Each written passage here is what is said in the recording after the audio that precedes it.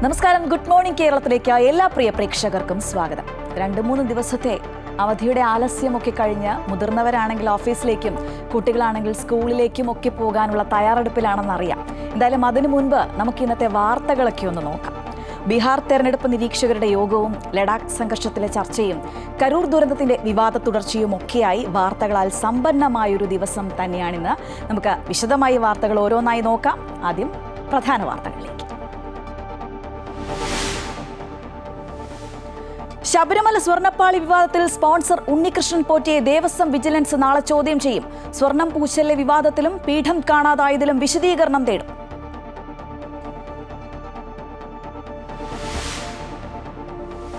ബീഹാർ തെരഞ്ഞെടുപ്പ് നിരീക്ഷകരുടെ യോഗം ഇന്ന് ഡൽഹിയിൽ. മുഖ്യ തെരഞ്ഞെടുപ്പ് കമ്മീഷണറും പങ്കെടുക്കും. 3-അംഗ സംഘം ബീഹാർ സന്ദർശിച്ച ശേഷം തെരഞ്ഞെടുപ്പ് തീയതി പ്രഖ്യാപിക്കും. ഭരണവിരുദ്ധ വികാരം മറികടക്കാൻ കടുത്ത നടപടികളുമായി BJP. പുതുമുഖങ്ങൾക്ക് സീറ്റ് നൽകുന്നത് പരിഗണനയിൽ.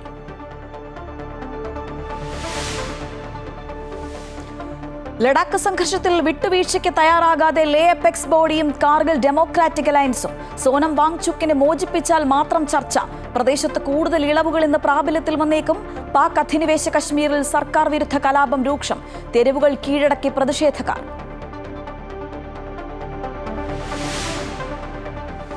കരൂർ ദുരന്തത്തിൽ നടൻ വിജയ്ക്കെതിരെ കേസെടുക്കണമെന്ന ഹർജി മദ്രാസ് ഹൈക്കോടതി ഇന്ന് പരിഗണിക്കും. CBI അന്വേഷണം വേണമെന്ന TVKയുടെ ഹർജിയും കോടതിയിൽ.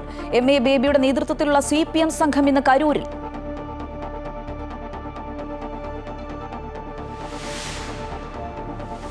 മൂന്നാർ ഡിവിഷനിലെ കാട്ടാന ശല്യത്തിന് പരിഹാരം കാണാൻ ആവിഷ്കരിച്ച പദ്ധതി ഇതുവരെ നടപ്പായില്ല. 2 കോടിയോളം രൂപ ചെലവ് വരുന്ന പദ്ധതി തയ്യാറാക്കിയത് 3 വർഷം മുൻപ്.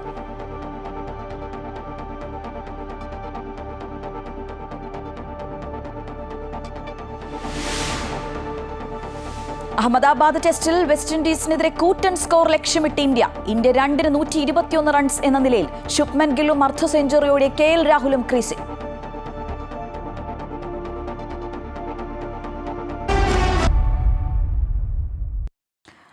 ശബരിമല സ്വർണ്ണപ്പാളി വിവാദത്തിൽ സ്പോൺസർ ഉണ്ണികൃഷ്ണൻ പോറ്റിയെ വിജിലൻസ് നാളെ ചോദ്യം ചെയ്യും. ഉണ്ണികൃഷ്ണൻ പോറ്റിയുടെ ഇടപാടുകളിൽ അടിമുടി ദുരൂഹത എന്നാണ് ദേവസ്വം വിജിലൻസിന്റെ കണ്ടെത്തൽ. ദ്വാരപാലക ശില്പങ്ങളിൽ സ്വർണം പൂശിയത് സംബന്ധിച്ചും കാണാതായതിലും വിശദീകരണം തേടും. വിവരങ്ങളുമായി ആതിര രാധാകൃഷ്ണൻ ചേരുകയാണ്.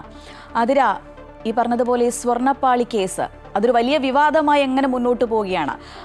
ആ വിവാദങ്ങളിലേറെയും ഉണ്ണികൃഷ്ണൻ പോറ്റിയെ ചുറ്റിപ്പറ്റിയുമാണ്. സ്വാഭാവികമായും അതിൽ വ്യക്തത വരുത്തേണ്ടത് ഉണ്ണികൃഷ്ണൻ പോറ്റിയുമാണ്.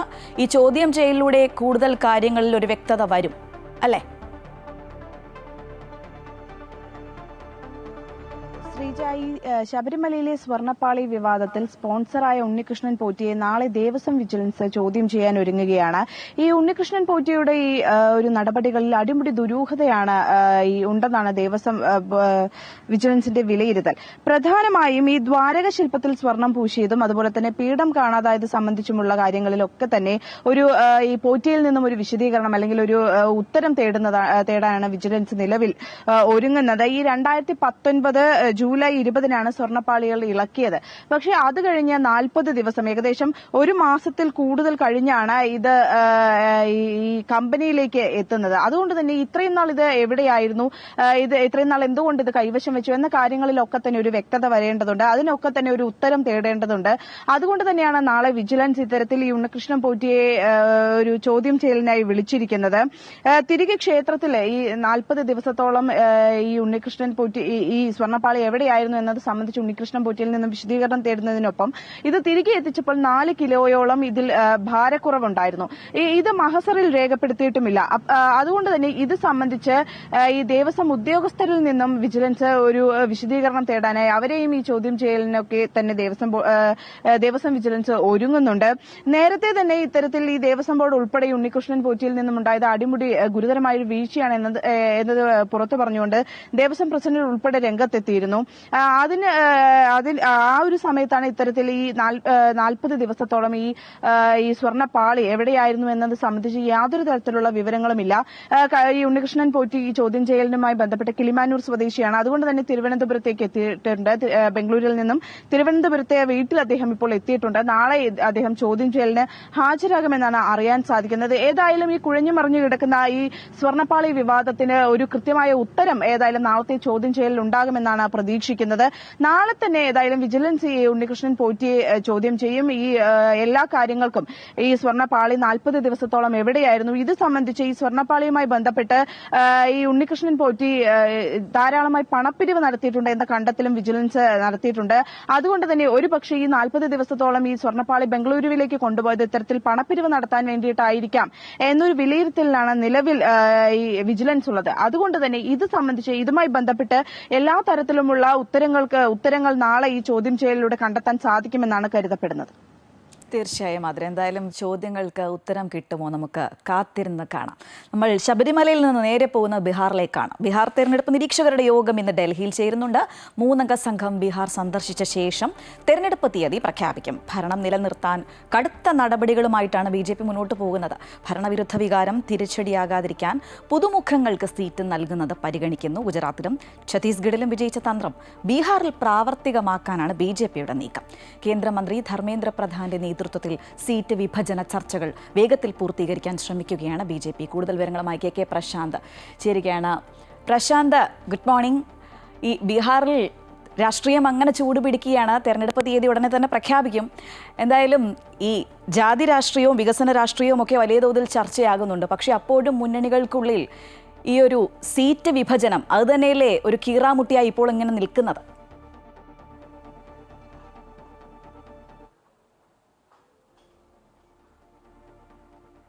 Sreeja, good morning. ബീഹാർ പിടിക്കുക എന്നുള്ളത് അല്ലെങ്കിൽ നിലനിർത്തുക എന്നുള്ളത് BJPയുടെ ആത്യന്തികമായ ലക്ഷ്യമാണ്. കാരണം ഹിന്ദി ഹൃദയഭൂമി BJP വളരെ കരുതലോടുകൂടി സംരക്ഷിച്ചു പോരുന്നതാണ്. അവിടെ മറ്റൊരു വിധി ഉണ്ടാകാൻ BJP എന്തായാലും അനുവദിക്കില്ല. അതുകൊണ്ട് തന്നെ വളരെ സൂക്ഷ്മമായി തന്നെ ഈ കാര്യങ്ങൾ ഇപ്പോൾ പരിശോധിച്ച് മുന്നോട്ട് പോകുന്നത്.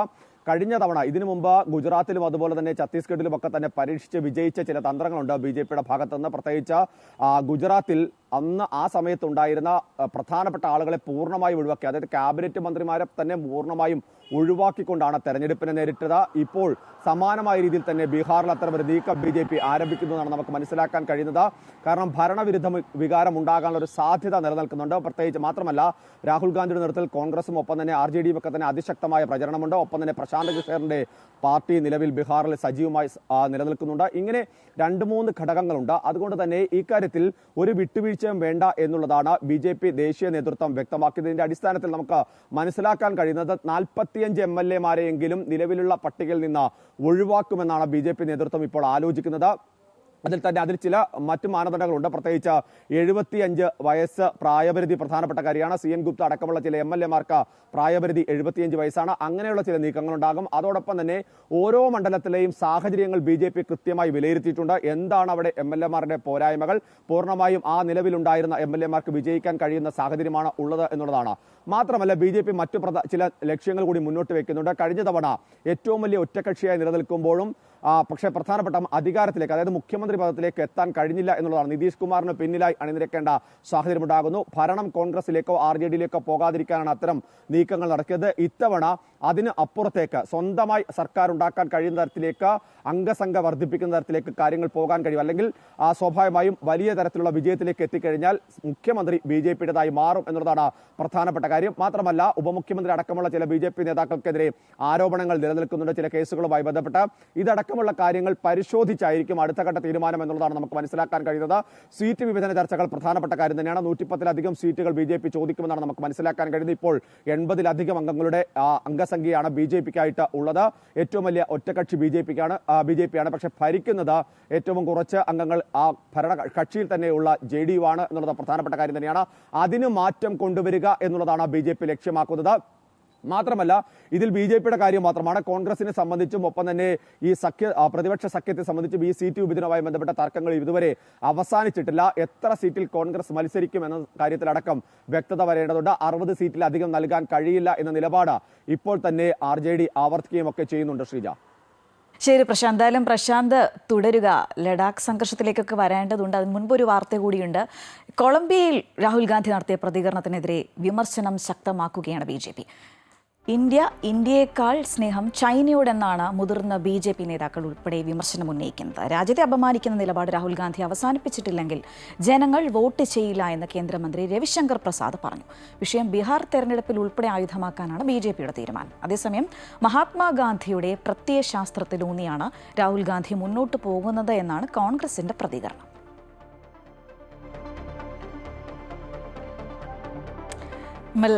നേരത്തെ പറഞ്ഞതുപോലെ ലഡാക്ക് സംഘർഷത്തിലേക്കാണ് ഇനി എത്തുന്നത്. ലഡാക്ക് സംഘർഷത്തിൽ വിട്ടുവീഴ്ചയ്ക്ക് തയ്യാറാകാതെ ലേ അപ്പെക്സ് ബോഡിയും കാർഗിൽ ഡെമോക്രാറ്റിക് അലയൻസും സോനം വാങ്ചുക്കിനെ മോചിപ്പിച്ചാൽ മാത്രം ചർച്ച എന്ന നിലപാടിൽ ഉറച്ചു നിൽക്കുകയാണ് ഇരു സംഘടനകളും. അതേസമയം സമാധാനത്തിന്റെ പാതയിലേക്ക് എല്ലാവരും എത്തണമെന്നും ചർച്ചകൾക്ക് തയ്യാറാകണമെന്നുമുള്ള ആവശ്യം ഒരിക്കൽ കൂടി കേന്ദ്ര സർക്കാർ മുന്നോട്ട് വെച്ചിട്ടുണ്ട്.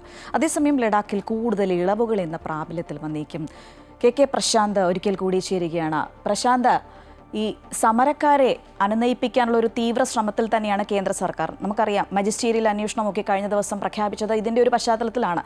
പക്ഷേ ഈ സമരക്കാർ അവർ ഉറച്ച നിലപാടിലാണ്. അത് സർക്കാരിനെ വല്ലാതെ തന്നെ വലയ്ക്കുന്നില്ലേ?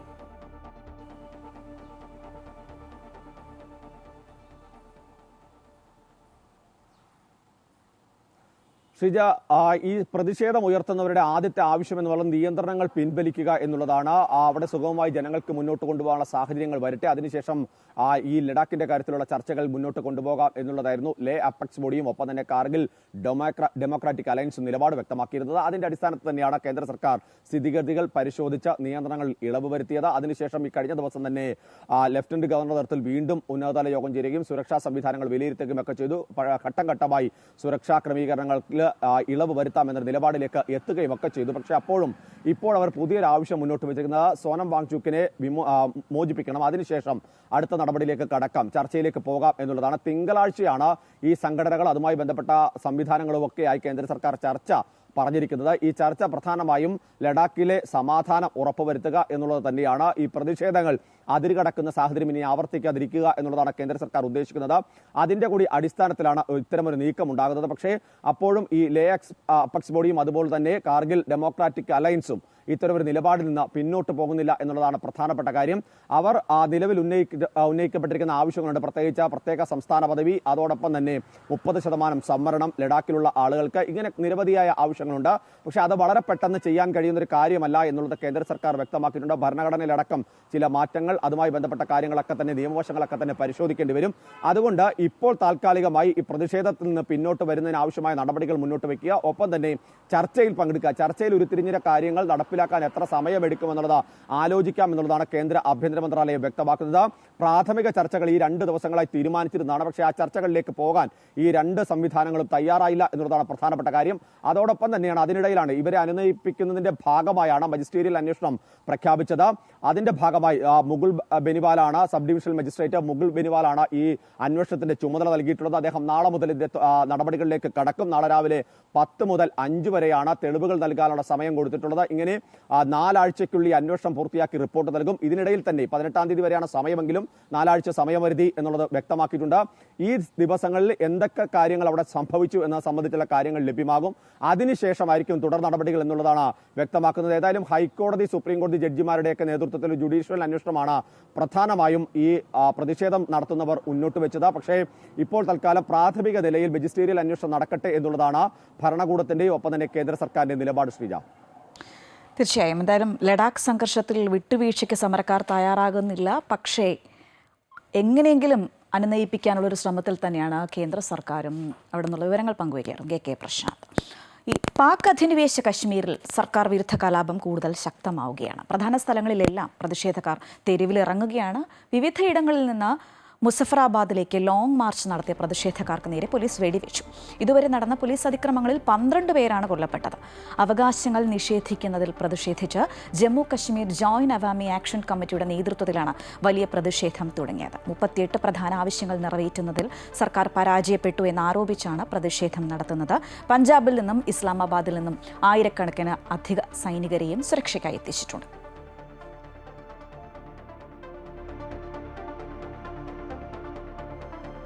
മറ്റൊരു വിവാദം കൂടിയുണ്ട്. RSSന്റെ ശതാബ്ദി ദിനത്തിൽ പ്രധാനമന്ത്രി ഉൾപ്പെടെ നടത്തിയ പ്രസംഗത്തിനെതിരെ വിമർശനം തുടർന്ന് കോൺഗ്രസും പ്രതിപക്ഷ പാർട്ടികളും. സവർക്കർക്ക് ബ്രിട്ടീഷുകാർ നൽകിയ പെൻഷൻ തുകയായ 60 രൂപയുടെ നാണയമാണ് ഇറക്കേണ്ടിയിരുന്നത് എന്ന് കോൺഗ്രസ് പരിഹസിച്ചു. BJP ചരിത്രത്തെ മാറ്റിമറിക്കാൻ എത്ര ശ്രമിച്ചാലും ഈ രാജ്യം ഗാന്ധിജിയുടേതാണെന്ന് കോൺഗ്രസ് നേതാവ് പവൻ ഖേര പറഞ്ഞു. CPM, AIMIM തുടങ്ങിയ പാർട്ടികളും വിമർശനം ശക്തമാക്കിയിട്ടുണ്ട്. വിവരങ്ങളുമായി പ്രശാന്ത് ഒരിക്കൽ കൂടി ചേരുകയാണ്. പ്രശാന്തിലേക്ക് നമ്മൾ പോവുകയാണ്. പ്രശാന്ത്, ഈ ഒരു പുതിയ വിവാദം RSSുമായി ബന്ധപ്പെട്ട്, ശതാബ്ദിയുമായി ബന്ധപ്പെട്ട് വന്നിരിക്കുകയാണ്. ഈ നാണയം പുറത്തിറക്കിയതിലും പ്രസംഗത്തിലുമൊക്കെ വലിയ തോതിൽ ആക്ഷേപം അഴിച്ചുവിടുകയാണ് കോൺഗ്രസും മറ്റ് പ്രതിപക്ഷ പാർട്ടികളുമൊക്കെ. പക്ഷേ അപ്പോഴും BJP മൗനം പാലിക്കുന്നുണ്ടോ അവിടെ?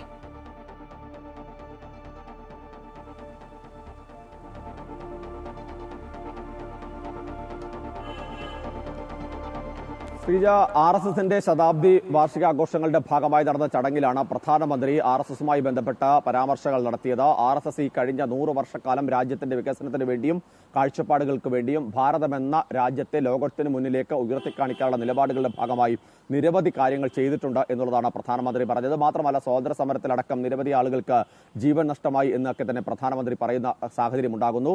ഇതിനെതിരെയാണ് കോൺഗ്രസും ഒപ്പം തന്നെ അസദുദ്ദീൻ ഒവൈസി അടക്കം CPM അടക്കം രംഗത്ത് വരുന്ന സാഹചര്യം ഉണ്ടാകുന്നു. കോൺഗ്രസ് കഴിഞ്ഞ 2 ദിവസമായി ഇതിനെ വലിയ രീതിയിൽ ആക്രമിക്കുന്നു, അല്ലെങ്കിൽ പ്രതിഷേധിക്കുന്നു എന്നത് നമ്മൾക്ക് കാണാൻ കഴിയുന്നുണ്ട്. ചരിത്രം വളച്ചൊടിക്കാനുള്ള നീക്കം നിലവിൽ പ്രധാനമന്ത്രിയുടെ ഭാഗത്തുണ്ടാകുന്നു. ഇതിന്റെ RSSനെ പറഞ്ഞതല്ല പ്രധാനമായും കോൺഗ്രസിനെ ചൊടിപ്പിച്ചിരിക്കുന്നത്. പ്രധാനമന്ത്രി, രാജ്യത്തിന്റെ പ്രധാനപ്പെട്ട നേതാവ് തന്നെ ഇത്തരമൊരു നിലപാട് സ്വീകരിക്കുന്നത് എന്തിന്റെ അടിസ്ഥാന ചരിത്ര നിഷേധമാണ് സംഭവിച്ചിരിക്കുന്നത് എന്നുള്ളതാണ് കോൺഗ്രസ് വ്യക്തമാക്കുന്നത്. അതേസമയം തന്നെ പ്രധാനപ്പെട്ട RSSന്റെ അല്ലെങ്കിൽ BJPയുടെ നേതാക്കൾ ഇതുമായി ബന്ധപ്പെട്ട പ്രതികരണങ്ങളിലേക്ക് പോയിട്ടില്ല. കോൺഗ്രസിന് ഇപ്പോഴും ചരിത്രം അറിയില്ല എന്നുള്ളതാണ്. അടിയന്തരാവസ്ഥ നടത്തി രാജ്യത്തെ ജനങ്ങളുടെ സുരക്ഷിതത്വത്തെ തന്നെ അപമാനിച്ച ആളുകളാണ് കോൺഗ്രസ്സുകാർ. അവരത്തരം നിലപാടുകൾ മുന്നോട്ട് വെക്കുന്നതിൽ അത്ഭുതപ്പെടാനില്ല എന്നുള്ളതാണ് BJPയുടെ പ്രതികരണം. പക്ഷേ അതേസമയം തന്നെ കോൺഗ്രസ് വ്യക്തമാക്കുന്നത് നേരത്തെ നമ്മൾ സൂചിപ്പിച്ച പോലെ തന്നെ സവർക്കറുടെ അടക്കം സ്റ്റാമ്പുകൾ അല്ലെങ്കിൽ നാണയങ്ങളാണ് പുറത്തിറക്കേണ്ടിയിരുന്നത്. അതിൽ തന്നെ ഈ സ്റ്റാമ്പ് നാണയവുമായി ബന്ധപ്പെട്ട 60 രൂപയുടെ നാണയം പുറത്തിറക്കിയിരുന്നെങ്കിൽ 60 വർഷക്കാലത്തെ ഈ കണക്കുകളൊക്കെ തന്നെ കണക്കാക്കാമായിരുന്നു. പക്ഷേ അതിനൊപ്പം തന്നെ പ്രധാനപ്പെട്ട കാര്യം ഈ പെൻഷനുമായി ബന്ധപ്പെട്ട് 60 രൂപ പെൻഷനാണ് സവർക്കർക്ക് നൽകിയത്, അത് വ്യക്തമാക്കാമായിരുന്നു. അതോടൊപ്പം തന്നെ സ്റ്റാമ്പിന്റെ അകത്തും സമാനമായ രീതിയിൽ ചിത്രീകരിച്ചതിന് സ്റ്റാമ്പ് സവർക്കർ ഉപയോഗിച്ചിരുന്നത് മാപ്പെഴുതി അയക്കാനായിരുന്നു എന്ന പരാമർശം, അതായത് വ്യക്തിപരമായി അല്ലെങ്കിൽ പരിഹസിക്കുന്ന തരത്തിലുള്ള അധിക്ഷേപം തന്നെയാണ് കോൺഗ്രസിന്റെ ഭാഗത്തുനിന്ന് ഉണ്ടാകുന്നത്.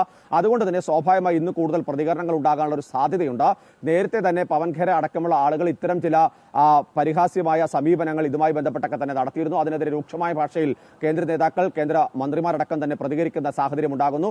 ഏതായാലും രാഹുൽ ഗാന്ധിയുമായി ബന്ധപ്പെട്ട നേരത്തെ നമ്മൾ സൂചിപ്പിച്ച കൊളംബിയയിലെ പരാമർശവുമായി ബന്ധപ്പെട്ട വലിയ പ്രതിരോധത്തിലേക്ക് കോൺഗ്രസ് പോകുന്ന സമയത്താണ് ഈ വിവാദം ഉയർത്തി അതിനെ മറികടക്കാനുള്ള ശ്രമം കോൺഗ്രസിന്റെ ഭാഗത്തുനിന്ന് ഉണ്ടാകുന്നത് എന്നുള്ളത് പ്രധാനപ്പെട്ട കാര്യം തന്നെയാണ്. കാരണം കൊളംബിയ രാഹുൽ ഗാന്ധി നടത്തിയത് അതീവ ഗുരുതരമായ വിഷയമാണെന്ന് BJP ആരോപിക്കുന്നുണ്ട്. പ്രത്യേകിച്ച് ഇതിനു മുൻപ് ലണ്ടനിലും അതുപോലെ തന്നെ അമേരിക്കയിലും സമാനമായ രീതിയിൽ തന്നെ പുറത്തുപോയി വിദേശ രാജ്യങ്ങളിൽ പോയി രാജ്യത്തെ അപമാനിക്കാനുള്ള നീക്കം രാഹുൽ ഗാന്ധിയുടെ ഭാഗത്തുണ്ടാകുന്നു എന്നുള്ളതാണ് BJP ആരോപിക്കുന്നത്. ആ ഒരു ഘട്ടത്തിലാണ് ഇത്തരമൊരു വിവാദം അതിന് പിന്നാലെ വലിയ സജീവമായി തന്നെ കോൺഗ്രസ് നിലനിർത്തുന്ന ഇത് നേരത്തെ രാഹുൽ ഗാന്ധിക്കെതിരായ ആരോപണങ്ങളെ മറികടക്കാനുള്ള നീക്കമാണ് എന്നുള്ളതാണ് കേന്ദ്ര നേതാക്കൾ അടക്കം വ്യക്തമാക്കുന്നത്. ഏതായാലും രവിശങ്കർ പ്രസാദ് അടക്കമുള്ള മുതിർന്ന നേതാക്കൾ രാഹുൽ ഗാന്ധിക്കെതിരെ അതിരൂക്ഷ വിമർശനവുമായി രംഗത്തെത്തിയിട്ടുണ്ട്. അതുകൊണ്ട് തന്നെ വരുന്ന മണിക്കൂറുകളിലും കൂടുതൽ പ്രതികരണങ്ങൾ ഇതുമായി ബന്ധപ്പെട്ട് വരാനുള്ള ഒരു സാധ്യതയുണ്ട്. ശ്രീജ, തീർച്ചയായും ആ പ്രതികരണങ്ങൾ തന്നെയാണ് നമ്മൾ ഉറ്റുനോക്കുന്നത്. എന്തായാലും ഞാൻ തുടക്കത്തിൽ പറഞ്ഞതുപോലെ ഇന്ന് പ്രധാനപ്പെട്ട ഒരുപാട് വാർത്തകളുള്ള ദിവസം തന്നെയാണ്. അതിൽ 3 പ്രധാനപ്പെട്ട വാർത്തകളും കൈകാര്യം ചെയ്തത് KK പ്രശാന്താണ്. എന്തായാലും വളരെയധികം നന്ദി. നമുക്ക് മറ്റൊരു പ്രധാന വാർത്തയിലേക്ക് കൂടി പോകേണ്ടതുണ്ട്. കരൂർ ആൾക്കൂട്ട ദുരന്തത്തിൽ TVK അധ്യക്ഷൻ വിജയ്ക്കും DMK സർക്കാരിനും ഇന്ന് വളരെയധികം നിർണായകമായൊരു ദിവസം തന്നെയാണ്. വിജയ്ക്കെതിരെ കേസെടുക്കണമെന്നാവശ്യപ്പെട്ടുള്ള പൊതു താൽപര്യ ഹർജിയും അന്വേഷണം CBIക്ക് വിടണമെന്നാവശ്യപ്പെട്ട് TVK നൽകിയ ഹർജിയും ഇന്ന് മദ്രാസ് ഹൈക്കോടതി പരിഗണിക്കും. വിജയെ കേസിൽ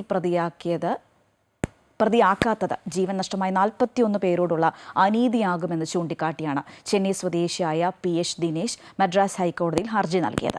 12 മണിക്ക് വരുമെന്ന് തെറ്റിദ്ധരിപ്പിച്ച വിജയാണ് ദുരന്തത്തിന് കാരണമെന്നും TVK പ്രസിഡന്റിനെ ഒഴിവാക്കിയത് രാഷ്ട്രീയ പ്രേരിതമായ കാരണങ്ങളാലാണെന്നും ഹർജിയിൽ ആരോപിക്കുന്നുണ്ട്. പ്രതിപട്ടികയുള്ള TVK ഭാരവാഹികളായ ബുസി ആനന്ദ്, നിർമ്മൽ കുമാർ എന്നിവരുടെ മുൻകൂർ ജാമ്യാപേക്ഷയും മധുര ബെഞ്ച് പരിഗണിക്കുന്നുണ്ട്. CBI അന്വേഷണ ആവശ്യത്തെ സംസ്ഥാന സർക്കാർ അതിശക്തമായി എതിർക്കും. അതേസമയം ജനറൽ സെക്രട്ടറി MA ബേബിയുടെ നേതൃത്വത്തിലുള്ള CPM സംഘം ഇന്ന് കരൂരിലെത്തും. ഇടുക്കി ചിന്നക്കനാൽ ഉൾപ്പെട്ട മൂന്നാർ ഡിവിഷനിലെ കാട്ടാന ശല്യത്തിന് പരിഹാരം കാണാൻ ആവിഷ്കരിച്ച കോടികളുടെ പദ്ധതി ഫയലിൽ ഉറങ്ങുകയാണ്. മൂന്നാർ DFO 2 കോടിയോളം രൂപ ചെലവ് വരുന്ന പദ്ധതി തയ്യാറാക്കിയത് 2022-ലാണ്. മേഖലയിൽ മനുഷ്യ വന്യജീവി സംഘർഷം രൂക്ഷമായ സാഹചര്യത്തിലാണ് ഇതിന് പരിഹാരം കാണാൻ സർക്കാർ നിർദ്ദേശിച്ചത്. ഇടുക്കിയിൽ ഏറ്റവും കൂടുതൽ ആളുകൾ കാട്ടാനയാക്രമണത്തിൽ കൊല്ലപ്പെട്ടത് ചിന്നക്കനാൽ പഞ്ചായത്തിലാണ്. ഈ പ്രദേശങ്ങളിലെ കാട്ടാനശല്യത്തിന് പരിഹാരം കാണാൻ സമഗ്രമായ പദ്ധതിയാണ് 2022-ൽ മൂന്നാർ DFO ആയിരുന്ന രാജു കെ ഫ്രാൻസിസ് തയ്യാറാക്കിയത്. ആദിവാസി മേഖലകൾ ഉൾപ്പെട്ട ജനവാസ കേന്ദ്രങ്ങളടക്കം സുരക്ഷിതമാക്കുന്നതായിരുന്നു പദ്ധതി. സിംഗുകണ്ടം മുതൽ ചെമ്പകത്തൊഴുക്കുടി വരെ 8.5 കിലോമീറ്ററും 80 ഏക്കർ കോളനിയിൽ 5 കിലോമീറ്റർ ദൂരത്തിലും പന്തടിക്കുളത്ത് 3-ഉം BL റാവിൽ 3.8 കിലോമീറ്റർ ഉൾപ്പെടെ 21 കിലോമീറ്റർ ദൂരത്തിൽ സോളാർ ഫെൻസിംഗ് തീർത്ത് ജനവാസ മേഖലകളെ സുരക്ഷിതമാക്കുന്നതായിരുന്നു പദ്ധതി. 1,41 ലക്ഷം രൂപയാണ് സോളാർ ഫെൻസിംഗിന് ചെലവ് കണക്കാക്കിയത്. ഇതിൽ പന്തടിക്കളം കോളനിയിൽ മാത്രം പദ്ധതി നടപ്പാക്കി. ബാക്കിയുള്ള ഭാഗം ടെൻഡർ നടത്തിയോ എന്നുപോലും വ്യക്തമല്ല. ശാസ്ത്രീയ പഠനം നടത്തി തയ്യാറാക്കിയ റിപ്പോർട്ട് സർക്കാരിന് സമർപ്പിച്ചിരുന്നുവെങ്കിലും പദ്ധതി ഇനിയും യാഥാർത്ഥ്യമായിട്ടില്ല. കാട്ടാനശല്യത്താൽ പൊറുതിമുട്ടി രാത്രികാലത്ത് ആഴികൂട്ടി ജീവിതം തള്ളി നീക്കുകയാണ് തോട്ടം തൊഴിലാളികൾ. പ്രതിഷേധമുയരുമ്പോൾ വനംവകുപ്പ് പദ്ധതികൾ ആവിഷ്കരിക്കും. എന്നാൽ ഇവയൊക്കെ എത്രത്തോളം പ്രായോഗികമായി നടപ്പാക്കുന്നു എന്നതിന്റെ ഉദാഹരണമാണ് ചിന്നക്കനാലിലെ കാട്ടാന പ്രതിരോധ പദ്ധതി. അമൃത ന്യൂസ്, ഇടുക്കി. തിരുവനന്തപുരം ചാക്കയിൽ 2 വയസ്സുള്ള നാടോടി പെൺകുട്ടിയെ തട്ടിക്കൊണ്ടുപോയി പീഡിപ്പിച്ച കേസിൽ പ്രതിയുടെ ശിക്ഷ ഇന്നാണ്. കേസിൽ വർക്കല ഐരൂർ സ്വദേശി ഹസൻകുട്ടി കുറ്റക്കാരനാണെന്ന് തിരുവനന്തപുരം അഡീഷണൽ ജില്ലാ സെഷൻസ് കോടതി വിധിച്ചിരുന്നു. 2024 ഫെബ്രുവരി 19-നായിരുന്നു സംഭവം. റെയിൽവേ പാളത്തിന് സമീപത്തെ പുറമ്പോക്ക് ഭൂമിയിൽ നാടോടി സംഘത്തിനൊപ്പമുണ്ടായിരുന്ന കുട്ടിയെയാണ് ഹസൻകുട്ടി തട്ടിക്കൊണ്ടുപോയത്. പീഡിപ്പിച്ച ശേഷം റെയിൽവേ ട്രാക്കിന് സമീപത്തെ പൊന്തക്കാട്ടിൽ കുട്ടിയെ ഉപേക്ഷിക്കുകയായിരുന്നു. തിരുവനന്തപുരം ജനറൽ ആശുപത്രിയിൽ ശസ്ത്രക്രിയയ്ക്കിടെ ഗൈഡ് വയർ നെഞ്ചിൽ കുടുങ്ങിയ സംഭവത്തിൽ പരാതിക്കാരി ഇന്ന് മെഡിക്കൽ ബോർഡിന് മുൻപാകെ ഹാജരാകും. കാട്ടാക്കട സ്വദേശിയായ സുമയ്യയുടെ നെഞ്ചിൽ നിന്ന് വയർ പുറത്തെടുക്കാതിരിക്കുന്നതാണ് ഉചിതമെന്നാണ് മെഡിക്കൽ ബോർഡിന്റെ വിലയിരുത്തൽ. ധമനികളോട് ഒട്ടിച്ചേർന്നതിനാൽ ഗൈഡ് വയർ മാറ്റാൻ ശ്രമിക്കുന്നത് സങ്കീർണമാകും. വയർ കുടുങ്ങിക്കിടക്കുന്നതുകൊണ്ട് യുവതിക്ക് മറ്റാരോഗ്യ പ്രശ്നങ്ങൾ ഉണ്ടാകില്ലെന്നും മെഡിക്കൽ ബോർഡ് വിലയിരുത്തിയിട്ടുണ്ട്. ഇക്കാര്യങ്ങൾ സുമയെ ബോധ്യപ്പെടുത്താനാണ് ഇന്ന് മെഡിക്കൽ ബോർഡ് ചേരുന്നത്. എയ്ഡഡ് സ്കൂളുകളിലെ നിയമന വിഷയത്തിൽ NSSന് സുപ്രീം കോടതിയിൽ നിന്ന് ലഭിച്ച അനുകൂല വിധി മറ്റ് മാനേജ്മെന്റുകൾക്കും ബാധകമാക്കിക്കൂടെയെന്ന് ചങ്ങനാശ്ശേരി അതിരൂപത ആർച്ച് ബിഷപ്പ് തോമസ് തറയിൽ. AGയുടെ നിയമോപദേശം മറ്റ് മാനേജ്മെന്റുകൾക്ക് എതിരാണ് എന്ന വാദം അംഗീകരിക്കാനാവില്ല. ഒഴിവുകൾ കൃത്യമായി റിപ്പോർട്ട് ചെയ്തിട്ടുണ്ട്. എയ്ഡഡ് സ്കൂളുകളെ ദുർബലപ്പെടുത്തുന്ന നടപടിയാണ് ഉണ്ടായിക്കൊണ്ടിരിക്കുന്നത്. വിഷയത്തിൽ കേരള കോൺഗ്രസിന്റെ ഇടപെടൽ ഫലം കാണുമെന്ന് പ്രതീക്ഷിക്കുന്നതായി ആർച്ച് ബിഷപ്പ് തോമസ് തറയിൽ അമൃത വാർത്തകളോട് പറഞ്ഞു. കുറച്ച് നിർദ്ദേശങ്ങളും പരാമർശങ്ങളും വന്നിട്ടുണ്ട്. എന്ന് വെച്ചാൽ AGയുടെ നിയമോപദേശം എയ്ഡഡ് മാനേജ്മെൻറ്റുകൾക്ക് അനുകൂലമല്ല എന്നുള്ള ഒരു രീതിയിലാണ് അദ്ദേഹം ഇന്നും പറഞ്ഞു വെക്കുന്നത്. അതിനോടുള്ള ഒരു പ്രതികരണം ഞാൻ മനസ്സിലാക്കുന്നിടത്തോളം AGയുടെ നിയമോപദേശം എന്ന് പറയുന്നത് ഇത് NSSന് മാത്രമായിട്ട് ലഭിച്ച വിധിയായതുകൊണ്ട് മറ്റു മാനേജ്മെൻറ്റുകൾക്ക് നൽകിയില്ലെങ്കിലും കോടതി അലക്ഷ്യമില്ല എന്നുള്ളതാണ്. അത് തീരുമാനിക്കേണ്ടത് ഹൈക്കോടതിയാണ്. കാരണം ഹൈക്കോടതി ഒരു ഓർഡർ കൊടുത്തിട്ടുണ്ട് ഗവൺമെൻറ്റിന്. അത് ഗവൺമെൻറ് പാലിച്ചോ ഇല്ലയോ, അതിൽ കോടതി അലക്ഷ്യമുണ്ടോ എന്ന് തീരുമാനിക്കേണ്ടത് ഹൈക്കോടതിയാണ്. അത് ഈ ദിവസങ്ങളിൽ ഹൈക്കോടതി എന്തെങ്കിലും ഒരു നിലപാട് പറയും എന്ന് വിശ്വസിക്കുകയാണ്. പക്ഷേ ഇവിടെ നമ്മൾ ശ്രദ്ധിക്കേണ്ട ഒരു കാര്യം, അഡ്വക്കേറ്റ് ജനറൽ പറഞ്ഞിരിക്കുന്നത് കോടതി ഇവർക്ക് കൊടുത്തില്ലെങ്കിലും കോടതി അലക്ഷ്യമാകത്തില്ല. പക്ഷേ അതിൻ്റെ അർത്ഥം കൊടുക്കരുതെന്നല്ലല്ലോ.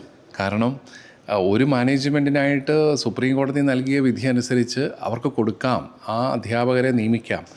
ഭിന്നശേഷിക്കാർക്ക് വേണ്ടിയിട്ടുള്ള പോസ്റ്റുകൾ ഒഴിച്ചിട്ടാൽ മാത്രം മതി, മറ്റുള്ളവരുടെ നിയമനം അംഗീകരിക്കാമെന്നായിരുന്നു സുപ്രീം കോടതി പറഞ്ഞത്. അത് മറ്റു ഏജൻസികൾക്കും ബാധകമാക്കാവുന്നതാണെന്നും പറയുന്നുണ്ട്. അപ്പോൾ അതേ രീതിയിൽ ആ മാനേജ്മെൻറ്റിന് നൽകിയ അതേ രീതിയിൽ ബാക്കി മാനേജ്മെൻറ്റുകൾക്കും ഇത് നൽകാവുന്നതേ ഉള്ളൂ.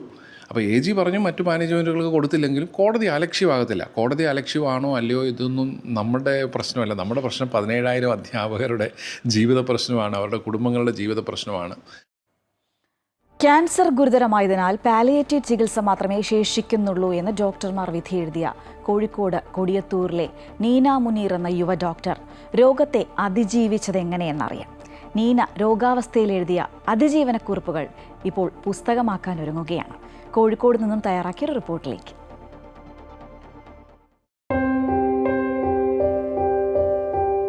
പഠനവും കഴിഞ്ഞ് എറണാകുളത്ത് സ്വന്തമായി ക്ലിനിക് തുടങ്ങി ജീവിതം മനോഹരമായി മുന്നോട്ട് കൊണ്ടുപോകുന്നതിനിടെയാണ് കോഴിക്കോട് കൊടിയത്തൂരിലെ നീന മുനീർ എന്ന യുവ ഡോക്ടർക്ക് ക്യാൻസർ ബാധിക്കുന്നത്.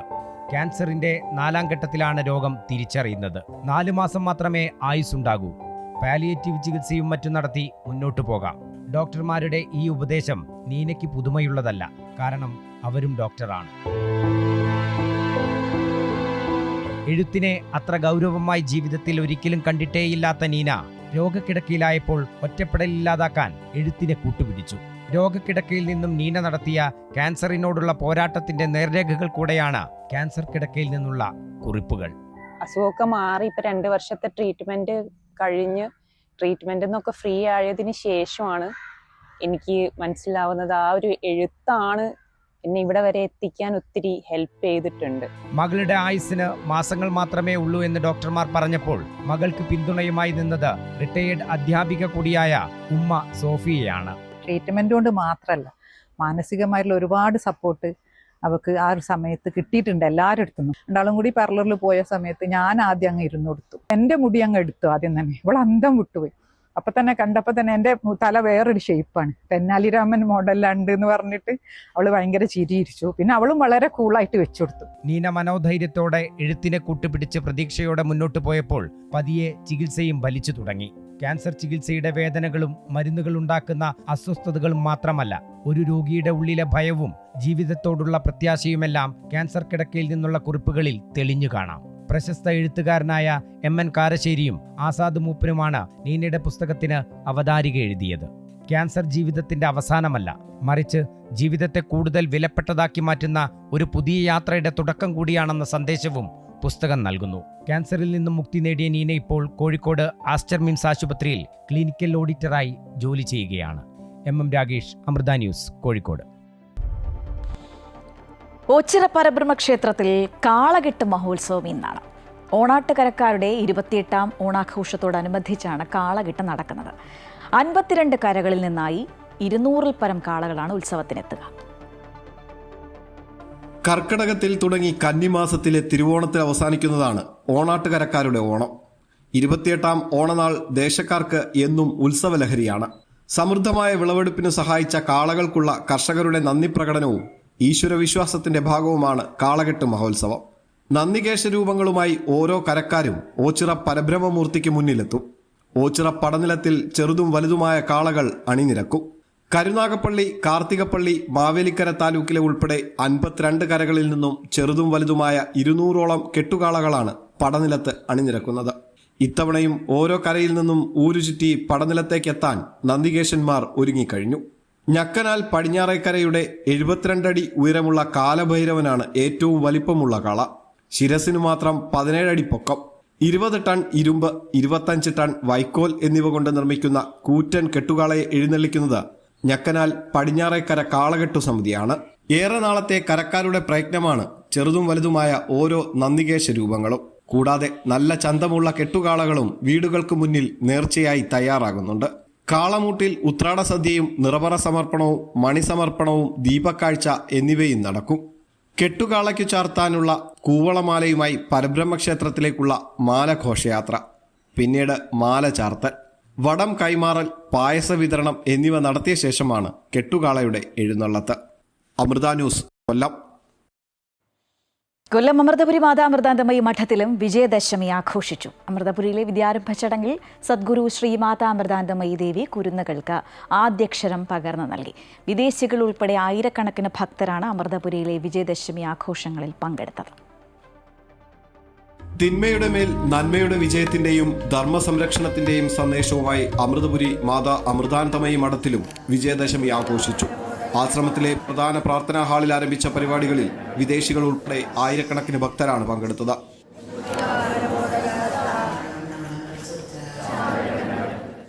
തുടർന്ന് നടന്ന വിദ്യാരംഭ ചടങ്ങിൽ സദ്ഗുരു ശ്രീ മാതാ അമൃതാനന്ദമയി ദേവി 100 കണക്കിന് കുരുന്നുകൾക്ക് ആദ്യാക്ഷരം പകർന്നു നൽകി.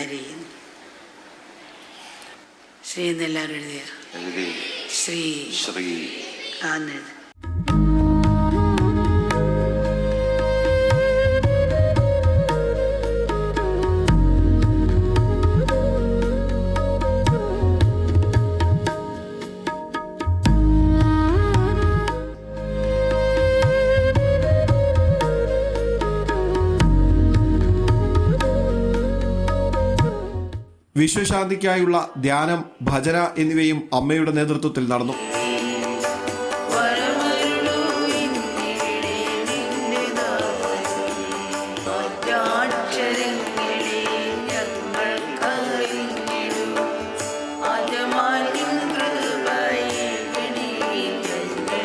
അഞ്ഞൂറിലധികം സംഗീതോപാസകർ അവതരിപ്പിച്ച നാദോപാസന ശ്രദ്ധേയമായി.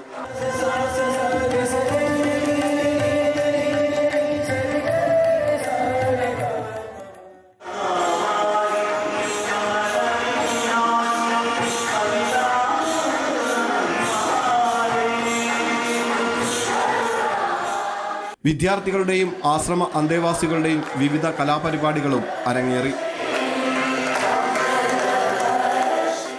കഴിഞ്ഞ 9 ദിവസങ്ങളിലായി ആശ്രമത്തിലെ കാളിക്ഷേത്രത്തിലും കളരിയിലും അമൃത വിശ്വവിദ്യാപീഠം അമൃതപുരി ക്യാമ്പസിലും നടന്ന നവരാത്രി ആഘോഷങ്ങൾക്കാണ് വിജയദശമി ദിനത്തോടെ സമാപനമായത്. അമൃത ന്യൂസ്, കൊല്ലം. കോടികൾ മുടക്കിയ കായംകുളം കൃഷ്ണപുരം സാംസ്കാരിക ടൂറിസം കേന്ദ്രം കാട് പിടിച്ച് നശിക്കുകയാണ്. 2008 നിർമ്മാണം തുടങ്ങിയ ടൂറിസം പദ്ധതി ഇതുവരെ പൂർണ്ണതോതിൽ പ്രവർത്തനക്ഷമമായിട്ടില്ല. അധികൃതർ കൈയൊഴിഞ്ഞ പ്രദേശം ഇന്ന് സാമൂഹ്യ വിരുദ്ധരുടെയും ലഹരി സംഘങ്ങളുടെയും കേന്ദ്രമാണ്.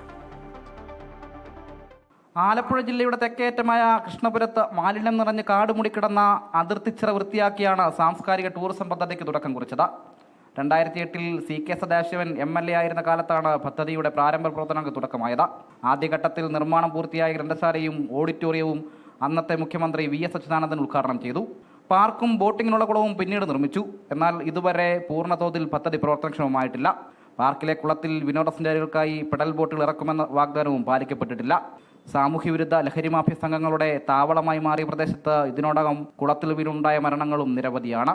ഏകദേശം 20 വർഷ കാലയളവാകുന്നു ഈ ഒരു വികസനം ഇവിടെ കൊണ്ടുവന്നിട്ട്. അന്നേരം ഈ നാടിൻ്റെ ആകമാനമുള്ള ഒരു വികസനം, സാധാരണക്കാർക്കുള്ള ജോലി മാർഗങ്ങൾ, ഈ കോട്ടയം പൊളിച്ചു മാറ്റി ഇവിടെ ഹൈവേക്ക് സ്ഥലമെടുപ്പുമായി ബന്ധപ്പെട്ട് ഇതിൻ്റെ ചുറ്റുമതിലൊന്നും ഇല്ലാതെ സാമൂഹ്യ വിരുദ്ധരും അതേപോലെ തന്നെ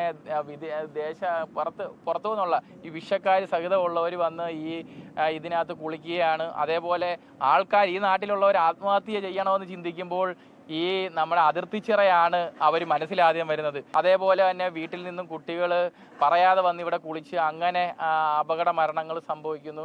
ആദ്യകാലത്ത് ഗ്രന്ഥശാല കുറച്ചുനാൾ പ്രവർത്തിച്ചിരുന്നുവെങ്കിലും കാട് കയറിയ പ്രദേശത്ത് ഇന്ന് അതും നിർജ്ജീവമാണ്. വാളേന്ത്യ പഠന ശില്പം പാർക്കിന് നടുവിൽ നിർമ്മിച്ചിട്ടുണ്ടെങ്കിലും അനാച്ഛാദനം ചെയ്തിട്ടില്ല. കോടികൾ മുതൽ മുടക്കി പല നിർമ്മാണ പ്രവർത്തനങ്ങൾ നടന്നെങ്കിലും പിന്നീട് അതെല്ലാം പൊളിച്ചു നീക്കി. പാർക്ക്, കുളം, അനുബന്ധ കെട്ടിടങ്ങൾ എന്നിവ 6 വർഷം മുൻപ് മുഖ്യമന്ത്രി പിണറായി വിജയനാണ് ഉദ്ഘാടനം ചെയ്തത്. പിന്നീട് നിർമ്മാണ പ്രവർത്തനങ്ങൾ ഇഴഞ്ഞു നീങ്ങുകയായിരുന്നു. കായംകുളത്തിന് തിലകക്കുറിയായി മാറുന്ന ഈ വികസന കാഴ്ചപ്പാടിനോട് പുറംതിരിഞ്ഞു നിൽക്കുന്ന അധികൃതരുടെ സമീപനങ്ങൾക്കെതിരെ ജനങ്ങളുടെ പ്രതിഷേധം ശക്തമാണ്.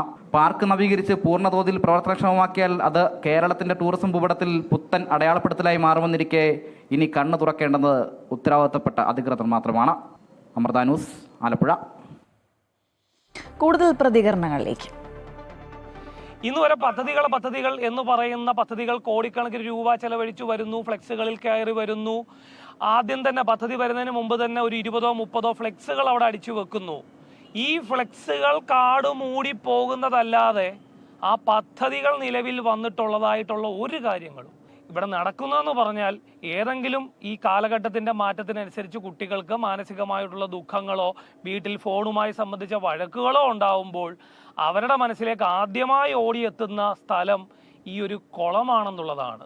അവർ ആത്മഹത്യക്ക് വേണ്ടി മാത്രം ചിന്തിക്കുന്നൊരു സ്ഥലവും പ്രദേശവാസികൾക്ക് ബുദ്ധിമുട്ടുണ്ടാക്കുന്ന സാമൂഹ്യ വിരുദ്ധർക്ക് ഇടതാവളമായി മാറുന്നു. ഇവിടെ പല ഡെവലപ്മെൻറ്റ്സ് നടത്തുമെന്നുള്ള രീതിയിൽ ഈ പണിത കെട്ടിടങ്ങളുടെ ഭാഗികമായിട്ട് ഇടിച്ചു പൊളിക്കുകയും വീണ്ടും എന്തൊക്കെയോ ഇവിടെയൊക്കെ കാട്ടിക്കൂട്ടുകയൊക്കെ ചെയ്യുന്ന ഒരു പ്രവണതയാണ് ഇവിടെ സ്ഥിരമായിട്ട് കണ്ടുവരുന്നത്. ഈ അവസാന സമയത്തും ഈ പൂളിന് ഈ തടാകത്തിന് ചുറ്റുമായിട്ട് നടപ്പാതയും അതുപോലെ ആളുകൾക്ക് വിശ്രമിക്കുന്നതിനുള്ള സജ്ജീകരണവും ഒക്കെ ഇവിടെ ഒരുക്കിയതാണ്. വീണ്ടും അത് ഈ ഹൈവേയുടെ ഡെവലപ്മെൻറ്റ്സുമായിട്ട് ബന്ധപ്പെട്ട് എന്നുള്ള രീതിയിൽ ഈ മതിലുപണിയും ഒക്കെ ആയിട്ട് ബന്ധപ്പെട്ട് ഇതെല്ലാം ഇടിച്ചു നിരത്തി ആളുകൾക്ക് വീണ്ടും ഉപയോഗിക്കാൻ കഴിയാത്ത രീതിയിലേക്ക് ഇതിനെ മാറ്റപ്പെട്ടിരിക്കുകയാണ്. വീണ്ടും തുടർന്നും ഈ പ്രവർത്തനങ്ങൾ നടത്തി ഇത് ഒരു പ്രവർത്തന സജ്ജമാക്കുമെന്ന് പറയുന്നുണ്ടെങ്കിലും ഈ നാട്ടിലെ ജനങ്ങൾക്ക് അതിനോടുള്ള വിശ്വാസം തീർത്തും നഷ്ടപ്പെട്ടിരിക്കുകയാണ്. ഇംഗ്ലണ്ടിലെ മാഞ്ചസ്റ്ററിൽ ജൂത ദേവാലയത്തിന് നേരെ നടന്ന ആക്രമണം ഭീകരാക്രമണമെന്ന് പോലീസ് സ്ഥിരീകരണം. 35-കാരനായ ബ്രിട്ടീഷ് പൗരൻ അൽ ഷാമിയാണ് ആക്രമണം നടത്തിയത്. അക്രമി സിനഗോഗിൽ ആൾക്കൂട്ടത്തിനിടയിലേക്ക് കാർ ഓടിച്ചു കയറ്റുകയായിരുന്നു. ആക്രമണത്തിന് പിന്നാലെ അക്രമിയെ പോലീസ് വെടിവെച്ചു കൊന്നു. അക്രമിയുടെ ശരീരത്തിൽ സ്ഫോടക വസ്തുക്കൾ ഘടിപ്പിച്ചിരുന്നു എന്ന് പോലീസ് വ്യക്തമാക്കി. അന്വേഷണത്തിന്റെ ഭാഗമായി 3 പേരെ കൂടി മാഞ്ചസ്റ്റർ പോലീസ് അറസ്റ്റ് ചെയ്തു. ആൾക്കൂട്ടത്തിനിടയിലേക്ക് കാർ ഓടിച്ചു കയറ്റിയ ശേഷം ആരാധനാലയത്തിലേക്ക് കയറാൻ ശ്രമിച്ച പ്രതിയെ ആളുകൾ തടയുകയായിരുന്നു. വിജയത്തിലെത്താൻ നമ്മെ പുറകോട്ട് വലിക്കുന്ന ഒത്തിരി തടസ്സങ്ങളുണ്ടാകും. ലക്ഷ്യത്തിലെത്താൻ നമ്മൾ ആദ്യം തരണം ചെയ്യേണ്ട ചില കാര്യങ്ങളുണ്ട്. ജീവിത വിജയത്തിനായി പിന്തുടരേണ്ട ആ കാര്യങ്ങൾ ചൂണ്ടിക്കാട്ടുകയാണ് അമൃത ന്യൂസിന്റെ ഗെയിം ചേഞ്ചർ എന്ന സെഗ്മെന്റിലൂടെ പ്രശസ്ത ക്രിക്കറ്റ് കമന്റേറ്ററും സ്പോർട്സ് ബ്രോഡ്കാസ്റ്ററും കോളമിസ്റ്റും മോട്ടിവേഷണൽ സ്പീക്കറും മൃദംഗ വിദ്വാനുമായ ശ്രീദത്ത് എസ് പിള്ള.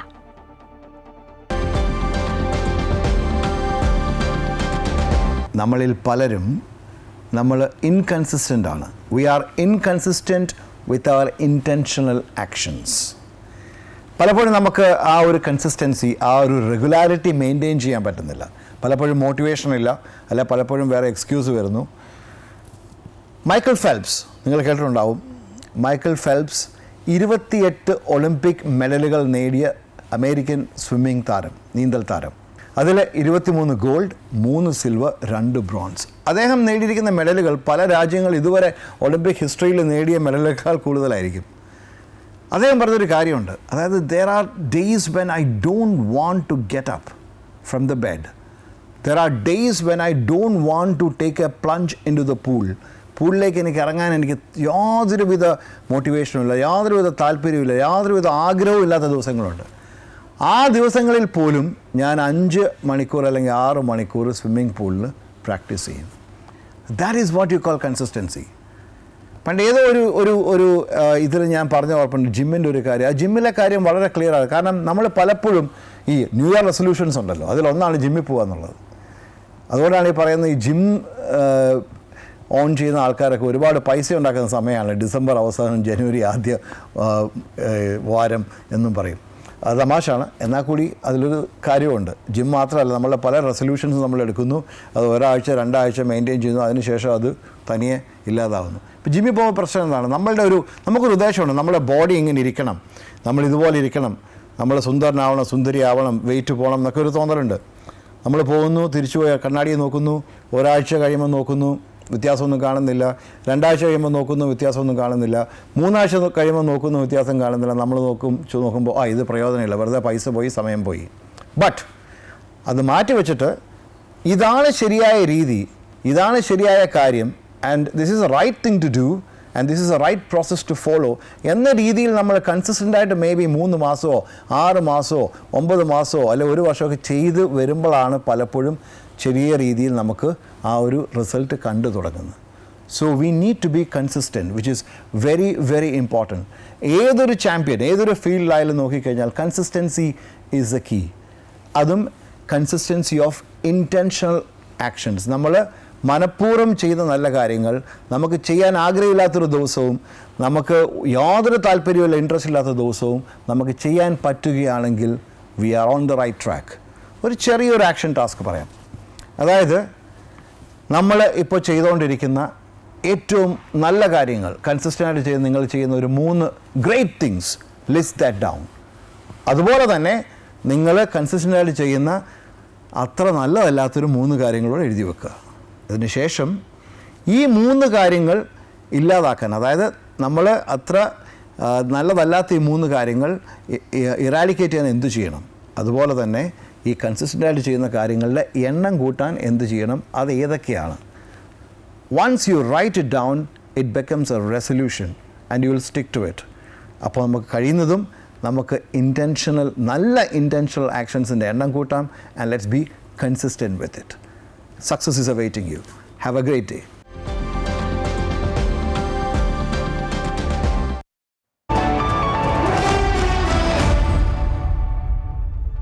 ഇനി ഇന്നത്തെ വിപണി എങ്ങനെയാണെന്ന് നോക്കാം. വിപണി വിലയിരുത്തലുമായി ധനകാര്യ ഓഹരി വിദഗ്ധൻ കെ ദിലീപ് ചേരുകയാണ്. ശ്രീ ദിലീപ്, ഗുഡ് മോർണിംഗ്, കേരളത്തിലേക്ക് സ്വാഗതം. ഇന്ന് വിപണിയിൽ നമുക്ക് എന്ത് പ്രതീക്ഷിക്കാം? ഇന്നും നേട്ടത്തിലായിരിക്കും വ്യാപാരം തുടങ്ങുമോ? കഴിഞ്ഞ ദിവസം വലിയൊരു തിരിച്ചുവരവ് വിപണിയിലുണ്ടായിരുന്നു. 8 ദിവസം തുടർച്ചയായി ഉണ്ടായ നഷ്ടത്തിന് ശേഷം ബുധനാഴ്ച നല്ലൊരു നേട്ടത്തിലാണ് വ്യാപാരം അവസാനിപ്പിച്ചത്. എല്ലാ മേഖലകളിലും നിക്ഷേപ താല്പര്യം തുടർന്നു. പ്രത്യേകിച്ചും ബാങ്കിങ് മേഖലയിലും ചെറുകിട മധ്യന്തര ഓഹരികളിലും സമാനമായ രീതിയിൽ നിക്ഷേപ താല്പര്യം പ്രകടമായിരുന്നു. വരും ദിവസങ്ങളിലും ഈ ഒരു നിക്ഷേപ താല്പര്യം നിലനിൽക്കണമെങ്കിൽ സാങ്കേതികമായും മുൻനിര സൂചിയായി നിഫ്റ്റി 25,000 എന്ന നിലവാരം മറികടന്ന് വ്യാപാരം തുടരേണ്ടതുണ്ട്. ആ ഒരു സാഹചര്യത്തിൽ മാത്രമേ ഇനി തുടർച്ചയായി മുന്നോട്ട് നീങ്ങുമെന്നുള്ള പ്രതീക്ഷയുള്ളൂ. മറിച്ചാണെങ്കിൽ ഇനി വിപണിയുടെ ഏതെങ്കിലും തരത്തിലൊരു വിൽപ്പന ഉണ്ടാവുകയാണെങ്കിൽ തന്നെ അതൊരു നിക്ഷേപ അവസരവുമായിരിക്കും. ഇനിയുള്ള ഓരോ താഴ്ചയിലും നിക്ഷേപം ഉണ്ടായിരിക്കുമെന്ന് തന്നെയാണ് കരുതുന്നത്. എങ്കിലും വിദേശ നിക്ഷേപ സ്ഥാപനങ്ങൾ ഇപ്പോഴും വിപണിയിൽ വിൽപ്പന തുടരുക തന്നെയാണ്. കഴിഞ്ഞ ദിവസവും അവർ വിപണി അറ്റ വിൽപ്പനയിലായിരുന്നു.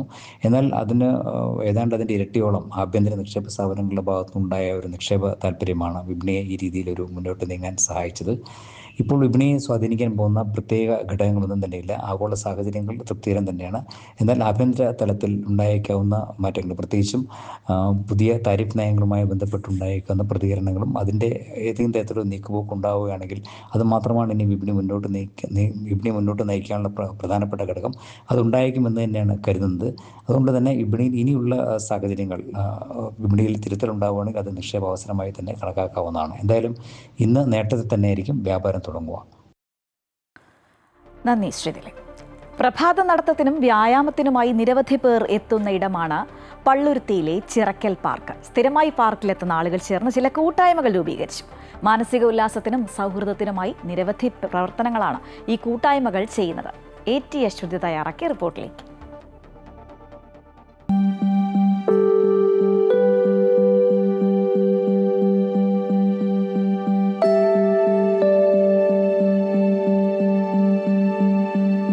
പള്ളുരുത്തിയിലെ ചിറക്കൽ പാർക്കാണിത്. ഇവിടുത്തെ നാട്ടുകാരെല്ലാവരും ചേർന്ന പലതരത്തിലുള്ള കൂട്ടായ്മകളാണ് ഇവിടെയുള്ളത്. പുലർക്കാലക്കൂട്ടം, ഗാനശനി, അങ്ങനെ വിവിധ കൂട്ടായ്മകളാണ്. രാവിലെ ഈ പാർക്കിൽ വന്ന് കുറച്ചൊന്ന് എക്സസൈസൊക്കെ ചെയ്ത് പാട്ടൊക്കെ കേട്ട് പൊട്ടിച്ചിരിക്കാനൊക്കെ ഇവിടെ ചില കൂട്ടായ്മകളുണ്ട്. അതൊക്കെ കഴിഞ്ഞ് വീട്ടിലേക്ക് പോകുമ്പോൾ ജോലികൾക്ക് മറ്റുമായിട്ടൊക്കെ വലിയ എനർജി ആയിരിക്കും. ആ കൂട്ടായ്മകളിലെ അംഗങ്ങളാണ് നമുക്കൊപ്പമുള്ളത്. എന്താണ് രാവിലെ അവരുടെ കലാപരിപാടികൾ എന്നൊക്കെ നമുക്കൊന്ന് ചോദിക്കാം.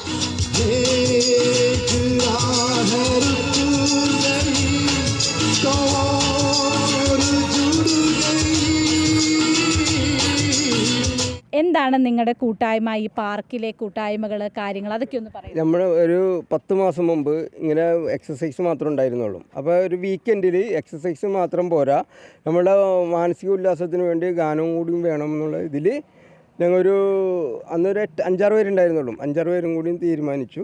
ഒരു 2500 സെറ്റ് വാങ്ങി അങ്ങനെ പാട്ട് തുടങ്ങി. ആ പാട്ട് തുടങ്ങിയപ്പോൾ ആദ്യത്തെ സമയം ഒരു 3-4 പേര് മാത്രം പാട്ട് പാടാനുണ്ടായിരുന്നുള്ളൂ.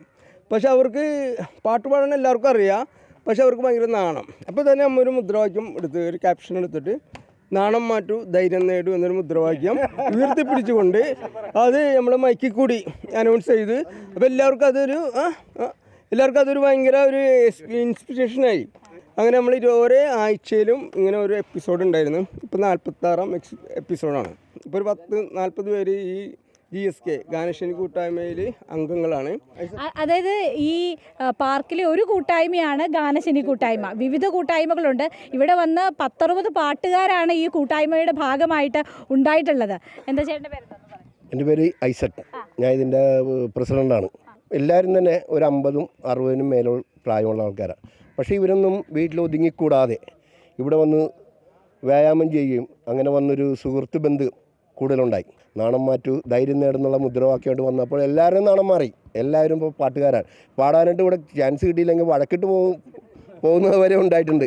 കാരണം എന്നാലും ഞങ്ങൾ അവരെ ചേർത്ത് പിടിക്കുകയാണ് എല്ലാവരും. പാട്ട് മാത്രമല്ല, ഡാൻസ് ഒക്കെ ഇവിടെ കണ്ടല്ലോ. ഡാൻസ് ഉണ്ട്, ഡാൻസ് കളിക്കണം. ഈ പ്രായത്തിലൊക്കെ ഡാൻസ് കളിക്കുക എന്ന് പറഞ്ഞിട്ടുണ്ടെങ്കിൽ ഇനി വേണമെങ്കിൽ വെസ്റ്റേൺ മ്യൂസിക് നിലം തൊടാതെ അങ്ങ് കളിച്ചോളെ. അത്ര DJ dance. Remove shyness achieve courage, അതാണ് ഞങ്ങളുടെ മോട്ടോ. ഇത് രാവിലെ എപ്പോഴാണ് ഇത് തുടങ്ങുന്നത്? നിങ്ങൾ 6 മണിക്ക് ഇവിടെ സ്റ്റാർട്ട് ചെയ്യും. വെളുപ്പിനെ തന്നെ പലരും പല വഴിക്ക് ഓടാനും നടക്കാനും ജോഗിങ് അങ്ങനെ മറ്റു കാര്യങ്ങൾക്ക് പോകും. 6:30 മണിയാകുമ്പോഴേക്കും എല്ലാവരും ഈ പാർക്കിൽ ഒത്തുചേരും. ഓക്കെ, മറ്റ് പല ഗ്രൂപ്പുകളുണ്ട് എന്ന് പറയുന്നു. ഒരു ഗ്രൂപ്പിൻ്റെ തലവനാണ്, ക്യാപ്റ്റനാണുള്ളത്. Good morning, happy Onam. എൻ്റെ പേര് സുരേഷ് എന്നാണ്. ഞങ്ങളിവിടെ പുലർക്കാലക്കൂട്ടം ഗ്രൂപ്പിൻ്റെ ഏതാണ്ട് 25ഓളം ആളുകളുണ്ട്. അവർ മിക്കവാറും ദിവസങ്ങളിൽ വരും. ഡെയിലി ഇവിടെ മോർണിംഗ് വാക്കെല്ലാം കഴിഞ്ഞ് ഇവിടെ വന്ന് കൂടും. എല്ലാ ശനിയാഴ്ചയും ഇവരുടെ പാട്ട് കേട്ടിട്ടുള്ള മ്യൂസിക് വാക്കും ഡാൻസുമാണ്.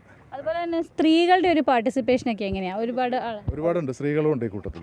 അവരും വന്ന് പാർട്ടിസിപ്പേറ്റ് ചെയ്യാറുണ്ട്, പാട്ട് പാടാറുണ്ട്, കുട്ടികൾ വന്ന് പാടാറുണ്ട്. ന്യൂ ജനറേഷൻ കുട്ടികളുടെ മുമ്പിൽ ഞങ്ങൾ ഈ ഒരു ഏജുള്ള ആൾക്കാർ ഒരു ജാതി മത വർഗ വർണ്ണ വിവേചനമില്ലാതെ ഒരു കൂട്ടായ്മ, ഒരു സൗഹൃദം ഉടലെടുക്കുക എന്നുള്ളതാണ് ഏറ്റവും വലിയ ആശയം. എത്ര പേര് ഇവിടെ വരുന്നുണ്ട് നിത്യേന? ഒരു അപ്രോക്സിമേറ്റ്ലി ഒരു 100 പേരിൽ കുറയാതെ എല്ലാ ദിവസവും രാവിലെ ഇവിടെ ഉണ്ടാവും. എല്ലാ ദിവസവും രാവിലെ 5 മണി മുതൽ ഇവിടെ ഉണ്ടായിരിക്കും.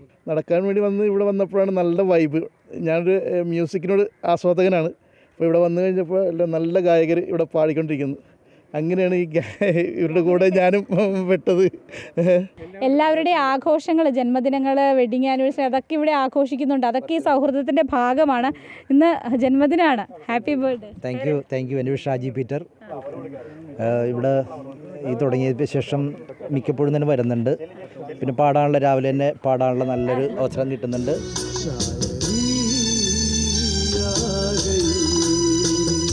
ഒരു പുഞ്ചിരിയോടെയല്ല, ഒരു പൊട്ടിച്ചിരിയോടെ കൂടി ഒരു ദിവസം ആരംഭിക്കുന്നതും ഒരു വലിയ കാര്യം തന്നെയാണ്. ചിരിക്കൂട്ടായ്മയിലെ അംഗങ്ങളാണ് നമുക്കൊപ്പം ഉള്ളത്. പേരെന്ന് പറയാമോ? എൻ്റെ പേര് പുഷ്പ രാധാകൃഷ്ണൻ. നിങ്ങളുടെ കൂട്ടായ്മയെക്കുറിച്ചൊന്ന് പറയൂ. കൂട്ടായ്മയെക്കുറിച്ച് പറയാമെന്ന് പറഞ്ഞു കഴിഞ്ഞാൽ എല്ലാവരും രാവിലെ ആകുമ്പോഴത്തേക്ക് ഇവിടെ എത്തുന്നുണ്ട്. ഇവിടെ എത്തിക്കഴിഞ്ഞാൽ എല്ലാവരും ഒരു കുടുംബം പോലെയാണ്. രാവിലെ വരുമ്പോൾ മനസ്സിന് ഭയങ്കര ഒരു കുളിർമയാണ് കിട്ടുന്നത്. ആയുസ് മുമ്പോട്ട് പോകണേന് നമ്മൾ ഈ ചിരി നല്ലതാണെന്നാണ് പറയണത്. അതിൻ്റെ ബാക്കി ശാസ്ത്രീയമായിട്ടൊന്നും നമുക്കറിയില്ല. ഞാനൊരു പ്രവാസിയാണ്. കുവൈറ്റിൽ 23 ഇയേഴ്സ് വർക്ക് ചെയ്ത് ഞാനിവിടെ റിട്ടയർഡായിട്ട് വന്നിട്ട് 7 വർഷമായി. എനിക്ക് 90 കിലോ ഉണ്ടായിരുന്നു. ഇപ്പം എനിക്ക് 70 കിലോ ഉണ്ട്. 63 വയസ്സായി. ഈ കൂട്ടായ്മ എന്ന് പറഞ്ഞാൽ എൻ്റെ ഒരു എനർജിയാണ്. എനിക്ക് പാട്ട് പാടാൻ ആഗ്രഹം ഉണ്ടായിരുന്നു, പക്ഷെ പാടാൻ പറ്റില്ലായിരുന്നു. അതിനുള്ള സാഹചര്യം ഉണ്ടായിരുന്നില്ല. പ്രവാസ ജീവിതമായിരുന്നില്ല. ഇപ്പം ഞാൻ പാടുന്നുണ്ട്, ഇവിടെ പാടാൻ പറ്റുന്നുണ്ട്. ചിരിക്കൂട്ടായ്മ പോലെ തന്നെ യോഗയ്ക്കും ഇവിടെ ഒരു ടീമുണ്ട്.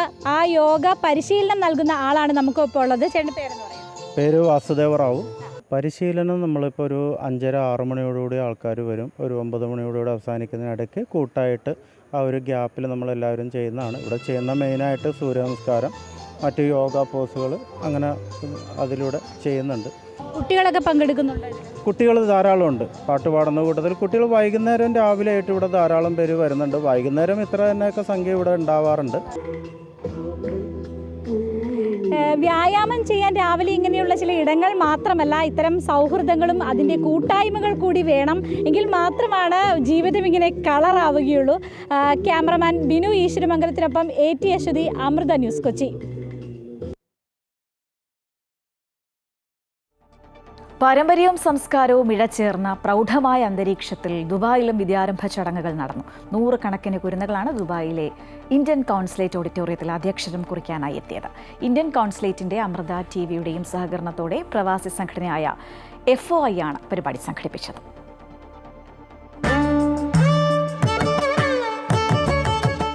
ആഴമേറിയ അറിവും കരുതലിന്റെ വാത്സല്യവും ചേർന്ന ഗുരുക്കന്മാരുടെ മടിയിലിരുന്ന് 100 കണക്കിന് പ്രവാസി കുരുന്നുകളും വിജയദശമി ദിനത്തിൽ ആദ്യാക്ഷരം കുറിച്ചു. അമൃത TVയുടെ സഹകരണത്തോടെ UAEയിലെ ഏറ്റവും വലിയ പ്രവാസി സംഘടനയായ FOI ദുബായിലെ ഇന്ത്യൻ കോൺസുലേറ്റിൽ ഒരുക്കിയ വിദ്യാരംഭം പാരമ്പര്യത്തിന്റെയും സംസ്കാരത്തിന്റെയും അടിസ്ഥാന മൂല്യങ്ങളോട് ചേർന്ന് നിന്ന പ്രൗഢമായ ചടങ്ങായി മാറി. ഒത്തിരി സന്തോഷം. നമ്മുടെ നാട്ടിൽ നടക്കുന്നത് പോലെ തന്നെ ഇവിടെയും വിദ്യാരംഭം കുറിക്കാനായിട്ട് പറ്റിയ കുഞ്ഞിനെ. മോൻ കുറച്ചൊക്കെ കരഞ്ഞു, തീരെ സമ്മതിക്കുന്നുണ്ടായില്ല. എങ്കിലും നല്ല രീതിയിൽ ഞങ്ങൾക്ക് നാട്ടിലെ പോലെ തന്നെ ചെയ്യാൻ പറ്റി. വളരെ സന്തോഷം. Thank you very much for the organizers. Indian consul general Satish Kumar Sivan ചടങ്ങുകൾക്ക് ഔദ്യോഗിക തുടക്കം കുറിച്ചു. തിരുവനന്തപുരം സംസ്കൃത കോളേജ് മുൻ പ്രിൻസിപ്പാൾ ഡോക്ടർ K ഉണ്ണികൃഷ്ണൻ നമ്പൂതിരിയും ആധ്യാത്മിക ആചാര്യൻ RV വെങ്കടേശ്വരനുമായിരുന്നു ആചാര്യന്മാർ. UAE and Dubai particularly become the primary home for 44 lakh Indians. They don't miss Indian culture one bit. And the manner in which this core essence of our culture is being celebrated, is being practiced, letting our next generation stay connected to the roots, it's phenomenal. പ്രമുഖ Australian migration സേവനദാതാക്കളായ Flyworld migration and legal services ആയിരുന്നു മുഖ്യ പങ്കാളി. ഈ ഒരു തുടക്കം ഈ കുട്ടികൾ പഠിച്ച് വളർന്ന് നല്ല രീതിയിൽ നമ്മുടെ രാജ്യത്തിനും നമ്മുടെ ആൾക്കാർക്കും പ്രയോജനം ഉണ്ടാകട്ടെന്ന് ഞങ്ങൾ ആശംസിക്കുകയാണ്. പ്രത്യേക സർട്ടിഫിക്കറ്റുകളും മധുരവും കൈപ്പറ്റിയാണ് അറിവിന്റെ ലോകത്തേക്ക് പ്രവേശിച്ച കുഞ്ഞുങ്ങൾ മടങ്ങിയത്. വിദ്യാരംഭം എന്ന ചടങ്ങിന്റെ പാരമ്പര്യ മൂല്യങ്ങൾ ഉയർത്തിപ്പിടിക്കുന്ന, അത് സൂക്ഷിക്കുന്ന ഒന്ന് തന്നെയായിരുന്നു ദുബായിലെ ഇന്ത്യൻ കോൺസുലേറ്റ് ഓഡിറ്റോറിയത്തിൽ നടന്ന എഴുത്തിനിരുത്തൽ ചടങ്ങുകൾ. ജെറിൻ ജേക്കബിനൊപ്പം ശ്രീരാജ് കൈമൾ, അമൃത ന്യൂസ്, ദുബായ്.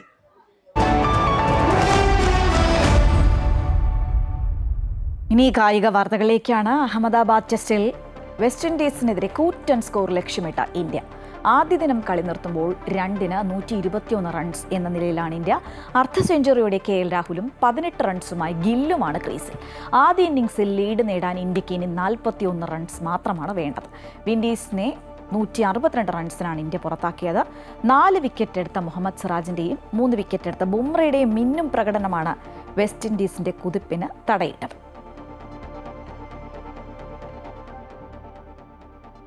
അപ്പോൾ ഇന്നത്തെ ഗുഡ് മോർണിംഗ് കേരളം ഇവിടെ പൂർത്തിയാവുകയാണ്. പക്ഷേ വാർത്തകൾ തീരുന്നില്ല. കൂടുതൽ വാർത്തകൾക്കായി അമൃത ന്യൂസ് യൂട്യൂബ് ചാനൽ കാണുക. നമസ്കാരം.